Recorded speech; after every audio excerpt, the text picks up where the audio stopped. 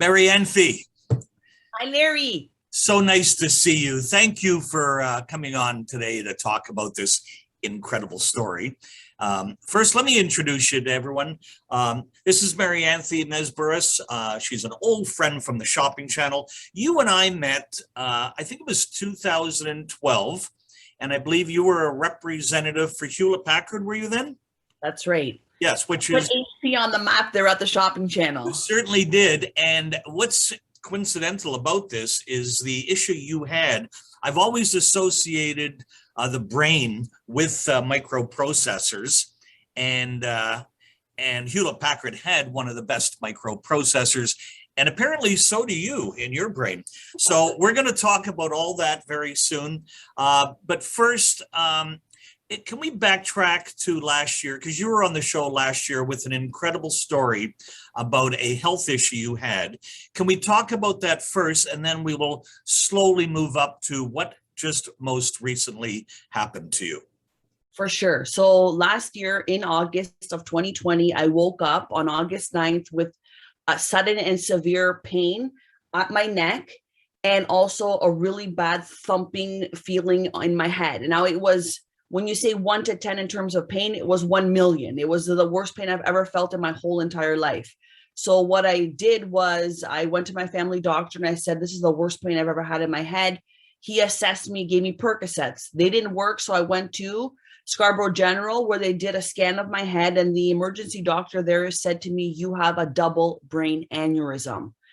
Now, these words were so foreign to me, Larry. I didn't even know how to spell the word aneurysm. So here I am on my phone, but with this crazy pain, I couldn't even really stand up straight. I was whimpering in pain, and I tried to look up the word aneurysm, what it is. And an aneurysm is a vessel that has a ballooning or a bulging at the end of it. If this bulge or balloon breaks, it will take your life. If you're lucky enough to have surgery, you may come out okay, but you may come out with also some defects, they call them. So mine are now on my left side on the communicating arteries. So they sent me immediately over to the experts in neuro, which is Sunnybrook Hospital. And there I met a team of doctors who looked at my very complex case, as they called it. And they said, we're formulating a plan for you. And because my case was complex because the size of my one aneurysm, it was shaped like a dome. Typically you have just the size of your pinky of an aneurysm. Mine was like literally the size of my pinky finger, 35 millimeters or 3.5 centimeters. Wow. And what they qualify as giant is 2.5 centimeters. Wow. So now they had me wait for a total of 6 days before they did what's called a craniotomy, which is they cut in your head. They drilled holes in my head, 6 of them. They put the equipment in, and they actually put 20 clips on my aneurysm. The average aneurysm, Larry, has about 1, 2, or 3 clips. Mine, because it's so complex, had 20 clips alongside of it. And what they did was they put it along the top part and to make the bottom part thinner. So that surgery took place August 25th. They moved so fast at Sunnybrook. Yes. They had told me things like, please prepare a will, because we don't know if you're going to make it because your aneurysm is leaking. Talk about sadness. They told me, figure out who's going to take care of your kids if you're not able to move, because your aneurysms are on your communicating arteries, which is your hand movements, speech, and thought.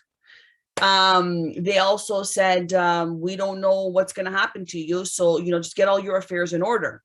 Now, there was one doctor that came through for me, which is Dr. Leo DaCosta from Sunnybrook. He's a neurosurgeon. He goes, don't worry, Marianthe, we have options. And he was patting me. I was lying down. He was patting me on my head. He goes, don't worry, we have options. And it was that one man that said, okay, I'm not going to give up. I'm not going to give up. Because they pretty much said, this is a case we've never seen before. We don't know what to do with you. Yes. So they did the craniotomy, and then afterwards my aneurysm grew longer on the bottom and twisted, which is complex even more. And they put stents then inside on October 2nd inside the aneurysm, long stents. They were special order stents, Larry. Yes. You had to wait to get them in. They were like rushed into the hospital. Or elongated stents. They were longer than normal, exactly. And so what Dr. DaCosta did was he put one inside of the other. so that the blood can go through the aneurysm. It's kind of like not a bridge, but almost like an underground tunnel. Yes, it's like a tunnel. Exactly. Now, I was told afterward that these surgeries are world first surgeries. And, Dr. DaCosta deserves all the credit for coming up with these surgeries. And I will tell you, in my recovery, so I was at home for 7 months. I was recovering. For about 2 months, I couldn't really leave my bed by myself. It took me so long to get myself to the washroom, for example, right? To take a shower. So anyways, but I took my recovery seriously. I crocheted, I knitted, I tried to read books, I did puzzles. So I try to really use this part of my brain to get it to kind of wake up again, because it took a little bit of time. So 7 months later, I went for my follow-up appointment, and they did an angiogram on me where they cut you there in the groin area and they put a camera up your body. Yes. You can feel it. You can feel it, especially here in the neck part. When it's at this part, Larry, I'm telling you right now, you can feel it going up. And I see on the screens there, my brain, and I see the clips. You can see the clips. They told me that the giant aneurysm that could have taken my life was now 55% smaller in just 7 months. Yes. That's the best news in the world. Sure. Yeah. But is it not? I mean, 55% smaller is the best news in the world, but isn't it still capable of rupturing? Yes. That one is capable of rupturing. So is the other one that's close by as well. Because remember, I had a double. So you were not out of the woods by no means. I mean, what they did was a miracle. It was. But there is still the chance that even with that underground tunnel, that aneurysm can rupture. That's right. So that was my May 27th appointment. Yes. And Dr. DaCosta told me that. I was really excited for it. He stayed calm the whole time. And I said to him, thank you so much. And he goes, it's all you. You did it. And I go, no, you did it. And he was in there. No, you did it. No, you did it. No, you did it. No, you did it. We were like this back and forth. And then fast forward to Labor Day Monday, September 6, 2021. Okay. I wake up. Where are you? Are you at home? I'm at home. With the kids? With the kids. My husband is in the basement. My son is with me. He always is. And so I was walking and I was trying to tell my son to come over here. And my tongue immediately just got stiff, the whole tongue though. And then I felt like it curled up on the sides. And then I felt like my voice went up 3 octaves. Yes. And I could not get the words out, but I was like, come here. I was saying to my son, can you come here for a second? Can you come here for a second? And I'm like, Eric, am I talking all right? Does mommy sound funny? You must be saying to yourself, oh my God, here we go again. Yes. And now I'm remembering August 25th, which was the day they did this on me, to September 6th. I call it a year. Yes. I'm like, a year later, I go, what did I do wrong in my head? I said, because I am doing meditation. I'm doing praying. I'm exercising. I'm getting sunlight as much as I can. I'm pushing away any and all stress. Yes. I'm like, I thought I was on a good road here. Yes. So then I sit down and then I had the thumping on the side of my head. And that scares me, that pain that I had last August. So yes. I called my husband. It's reminiscent. It is. And I said, I want to make it. I want to make it. And I tell my husband, I said, can you take me to Sunnybrook right now? And Larry, I'm going to tell you one little thing. This is a mom thing. The following day was the start of school for my kids. So as I'm exiting my house, I go to each of my kids' closets and I pull out their clothes so they have it for tomorrow. That's a mom thing for sure. That's a mom thing. And my husband's like, what are you doing? I said, I'm getting the clothes out so you don't have stress in the morning. Okay. So then I put the clothes there. We go to Sunnybrook and I get into Sunnybrook and I have to check myself in to the self-check-in station. Yes. And at this point, the pain in my head was so crazy. I took nothing for it. I don't really take any medication, right? So the person that was there, the volunteer that was there, he's like, ma'am, do you need any help? And I'm like, that's so nice you called me ma'am. It was really funny. And I go, yeah, I need help. And so anyways, he wrote down, double aneurysm, Dr. DaCosta, communicating arteries. So they see me rather quickly. They take my blood. They call me a level 1. And I go, what's a level 1? And they said, level 1 is with a check on you all the time, at least every hour on the hour. So Larry, I spent 3 days in emergency and I saw my eyes and my heart and my ears. I heard the worst of the worst. Yep. Yet my situation was the worst, actually, apparently, down there. Yes. So I had to wait for a bed in neuro. So I was there Monday, Tuesday, Wednesday night, 8 p.m. They take me to the neuro division. I see all the nurses that I remember from last August. They're like, we remember you. Your story is amazing. So good to see you. Then I have a really amazing neighbor named Danette beside me. She had a tumor and she was part of this, this research that they were doing, this new research at Sunnybrook to use laser therapy to get rid of her tumor. It was amazing. Yep. And then I was telling her about my world first surgery, and it was a really great bonding moment. And then Thursday, 2 p.m., I have my angiogram again. Yes. And they started out, there was a new person doing an angiogram on me. And I told him, have you seen my file? He goes, yes. I go, is there anything you have to say about it? He goes, it's long. It's a big file. My file is huge, right? Because of all the surgeries they've done on me so far. Anyways, wonderful guy, very gentle on me for the angiogram. The camera goes up. On my left, once again, Larry, I can see 6 different screens and it's showcasing different parts of my head. And I see on the bottom left, I see that one where you can see the clips on my head. Okay. But you see this black line just below that.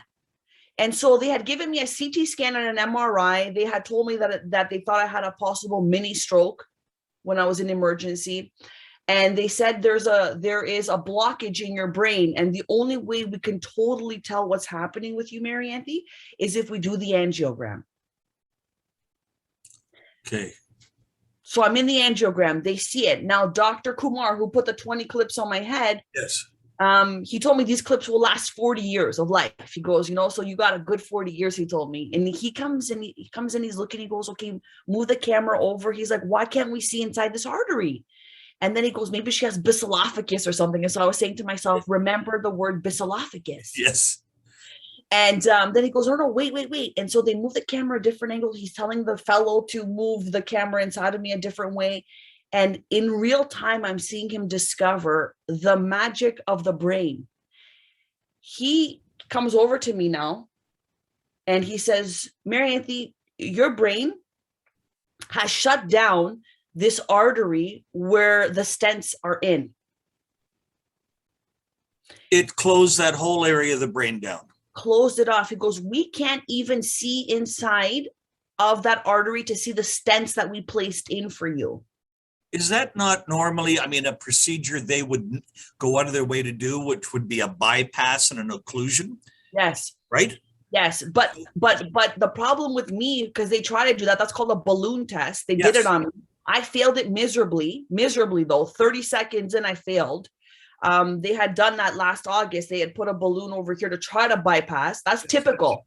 But because mine was so giant, they couldn't do it. They couldn't do it. So they had to come up with a new world first surgery, which was your brain shut down. Yeah. So what they told me was that on Monday, my slurred speech was my brain using this artery, the disease artery, they called it, the one with the stents inside, for the very last time. They said what happened afterwards is that your brain literally rebooted itself using different arteries. Like an HP microprocessor. Right. Yes. Like microprocessor. And it's like my brain pressed the power button and all of a sudden it started to boot up in different areas. So it's not, the artery there was the voice artery. That's why my tongue got hard, they told me.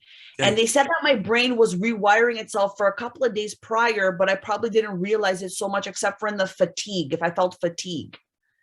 Right. And so then they told me that now my brain from the bottom right is pulling blood to feed the old voice artery. Okay.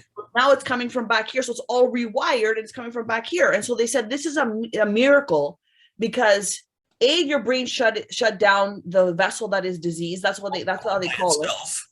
That could certainly break, rupture, like how you said. Yes. They said, and now it's feeding from back here. So the other aneurysm that you have close to it, Dr. DaCosta said that because it's going to take so long to get there, he goes, this one will not grow. He said, I can't say it's going to go away on its own, but it may go away on its own as well. because that whole area of the brain actually is no longer, that aneurysm is no longer really in jeopardy of rupturing. That's right, because it's blocked off. It's incredible. It's That's incredible. And so here's the thing. Dr. Kumar comes over and he goes, listen, Marianthe, we have seen, the brain rewire itself. Yes. He said, but something like this, we've never seen your case before, but it could happen like within a 5-year period, like, the rewiring. It's happened before. He said, but from May 27th, when we saw you last, to September 6th, let's say it's 3 months, he said, your brain literally rewired itself. Wow. And I'm sitting there and I was thinking the news is going to be not good because of what I felt. Sure. Mini stroke, I had the slurred speech. It ended up being the best news of life. Because Larry, I'm telling you, they wrote me off last year. I always, except for Dr. DaCosta, like they were all telling me like, we don't know what's going to happen to you. Get the will prepared. Who's going to look after your children? All these things. Right. And I told them, I hear you, but I will not accept what you're saying to me. Like I understand it's part of your job to communicate this information to me, but I'm going to make it. I'm going to make it through. Well, your doctor is certainly amazing, but so are you. And so is your brain, because that's an incredible story. And I'm in awe of what happened. I mean, first of all, the brain is, we know more about, I think, Mars than we do about the brain. Yes. They told me that many times. They said, we know so little about the human brain. But I will tell you that if you allow yourself the space to heal, then your body will go to work for you and so will your brain. Yes. So what message going forward, because this is all incredible, would you have for people, including the symptoms and including like anything people feel, what would be your words of advice to people to look out for to be preventative? Well, if you have high blood pressure, you're at risk of having an aneurysm. I did not have that. That's the first indicator. What I had was right behind this eye, right behind it, literally, it was always a dull pain. And it was a pain that is like, it's almost like a stretching, right? And then after I had memory loss. And I will tell you, because of the job that I had with being on the shopping channel, I'd always have to remember information really quickly. I literally lost my memory for short term. It was really weird. And I could not put that into words, but I remember, sometimes also leaving the oven on. Yes. Being on air, and I had to create a new account for an Apple product, and I created the password and I couldn't remember the password just 2 minutes prior. Yes. That's when I knew something was wrong. That day I knew something was wrong. Also, you're starting to scare me now because I forget all my passwords. Well, see, the thing is people, yes, so people forget things. This is but I was never a forgetful person. That's the thing. Also, if you lift heavy things, if you smoke a lot, yes, if you do street drugs, apparently as well, it could lead to an aneurysm. Also high stress. Yes. Throughout this 13 months, I get 9 hours of sleep almost every day. Yes. And before I would get about 5.5 to 6 hours of sleep. And it was an unsettled sleep. So now I have the Fitbit and the Apple Watch, and I always analyze my sleep. Yes. I really feel that people need to, the first thing you can do for yourself is drink water and get a good night's sleep. Yes. You can have better days going forward. And if you feel any sort of, I went to my doctor, I told him I don't feel right. We took my blood, it came back okay. I told him, why do I have this pain here? He goes, all the pressure and the stress you put on yourself because you're a mom, you're busy. Well, you know what? I feel the next step you should do is ask for a scan of your head. MRI scan, CT scan, if you're just not feeling right. Yes. And I was not feeling right. And I went back to him twice and I told him I don't feel right. Yes. And so really listen to your body. And I always pushed all of the things I felt to the side because I was always, trying to be there for my children, for my husband, for my parents as well, for work. And I really feel like you should put yourself first. Marianthe, this is great life-saving advice. I want to thank you so much for sharing this story again, because this is a great addition to what happened last year. This is a miracle what has happened to you. I want to thank you for sharing it with everyone. And you're amazing. Your doctor's amazing. Life is amazing. The brain is amazing. And I look forward to speaking with you again. Larry, thanks for having me on here and sharing my story on your platform. You're an amazing guy. You're a great host and a great friend, and I really appreciate you a lot. We will always keep in touch, Marianthe. We'll talk again. All right, take care. Take care. Bye-bye.